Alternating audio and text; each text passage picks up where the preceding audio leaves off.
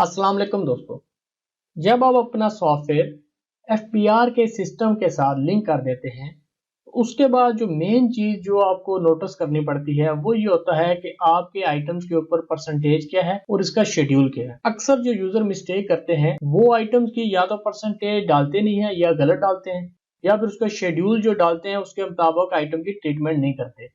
और बाद में जब एफपीआर के साथ रिपोर्ट्स को वो मैच कर रहे होते हैं, क्रॉस चेक कर रहे होते हैं, वहां पे अच्छा खासा उनको फर्क नजर आता है। तो फिर वो कहते हैं जी देखें हमारे जो कैलकुलेशन है और एफपीआर में उसमें फर्क है। तो फिर हम उनको ये बताते हैं कि देखें आपने जो आइटम्स के ऊपर शेड्यूल डाले हुए हैं या उनकी जो प्रॉपर ट्रीटमेंट है वो नहीं की। तो उसके लिए बहुत जरूरी होता है कि आप उस कंसेप्ट को समझें कि आइटम्स के ऊपर किस तरह आपने जीएसटी लगानी है और उसका शेड्यूल कैसे लगाना है।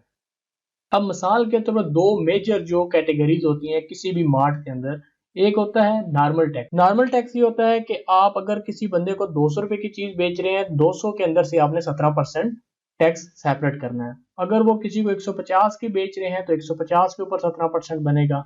और अगर वो चीज आप किसी को 500 की दे रहे हैं तो 500 के ऊपर आपने 17% टैक्स जमा करना होगा।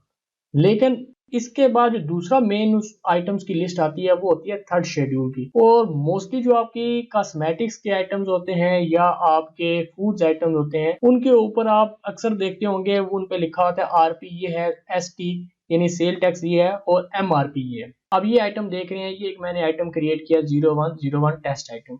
इसकी मैंने सेल प्राइस डाल दी 150 रुपए और 17%, और नॉर्मल टैक्स 17% मैंने कर दिया। अब ये आइटम जितने का भी सेल होगा इसके ऊपर से 17% आपके उसकी अमाउंट का जो 17% बनेगा वो आपका टैक्स बनेगा। लेकिन इसके मुकाबले में एक और आइटम है, ये एक शैम्पू है, लोरियल का शैम्पू है।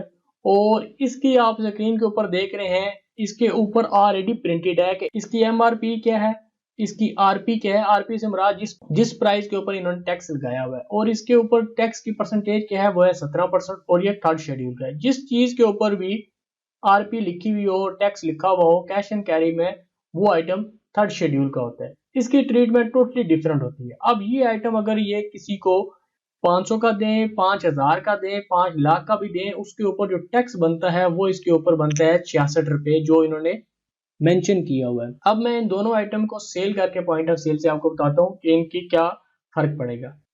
अब देखें पहला जो आइटम है वो ये वाला आइटम मैंने सेल कर दिया, 150 रुपए का सेल हुआ।